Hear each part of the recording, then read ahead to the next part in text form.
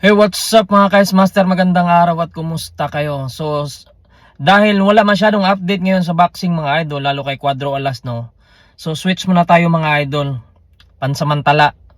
Kasi ngayong araw mga idol, ipina-aresto ng Sandigang Bayan si Senator Rodante Marcolita sa kasong plunder daw dahil sa pagtanggap niya ng donasyon nung nakaraang eleksyon mga idol, no. So ibig sabihin mga idol, kadalasan kasi mga idol, no, plunder case ay nagnakaw ka sa gobyerno.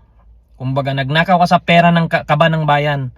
Pero ito mga idol, no, kung tutusin, wala namang ninakaw dito si Marcolita, no, si Senator Marcolita, kasi yung donasyon na yan ay normal naman talaga nangyayari yan. So pero dahil bawal daw yun, dahil isa kang government official, kinasuhan siya ng plunder mga idol, no? So nakakalungkot 'di ba mga idol, kasi kung tutuusin, nauna pa siyang nakasuhan sa mga magnanakaw talaga na tunay, na kumbaga yung pera na yon hindi naman galing sa pera ng bayan yun, kumbaga hindi nakakapikto sa mga Pilipino yung kung ano man yung kasalanan ni Marcolita mga idol, no?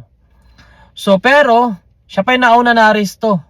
So di ko na alam kung ano ba talaga nangyayari sa Pilipinas. Samantala, yung magnanakaw ng mga bilyon, kagaya ni Martin Romualdez, Saldico, at marami pang iba dyan na nagkamal ng bilyon-bilyong pisong budget, no, para sa flood control sana, pero ninakaw nila. Pero kung titingnan natin mga idol, halos wala pang nakulong, 'di ba? Ang nakulong man, meron maliliit na isda lang, mga diskaya, hindi naman yun ang ano eh. Hindi naman yun ang pinuno eh. Ang pinuno, alam naman natin kung sino mga idol, 'di ba? At ito nga si Saldico nga, sinasangkot nga si BBM dito eh.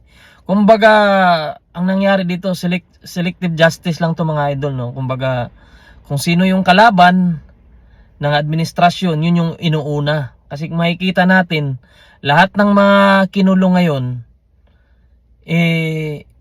halos kakampi ng mga Duterte. Kaya yun talagang inuuna. Kung tutusin, 'di ba, ang daming magnanakaw, ang daming talagang literal na nagnakaw sa gobyerno, lalo na sa flood control project. Pero anong ginagawa nila? Ginawa nilang state witness, ginawa nilang ganito, ganyan, kulang yung ebidensya. Matatandaan natin, lumipat si Villanueva doon sa majority. Ano nangyari? Sinasabi ng ombudsman ngayon kay Boying Remulla na hindi pa daw sapat ang case build up nila, kaya hindi pa nakasuhan ng plunder or anumang kaso si Villanueva at saka si Chis Escudero, 'di ba? So napakahalata ng mga idol, no? Sana malusutan ito ni Rodante Marcolita, no, kasi alam naman natin bakit siya pinag-initan. Kasi nga talagang nung investigasyon sa flood control, no, tumbaga may tinutumbok talaga silang malalaking isda na ayaw siguro ayaw ng administrasyon na malaman kung sino ba talaga ang tunay na may sala. So yun, maraming salamat at sana malusutan ito ni Senator Rodante Marcolita, no.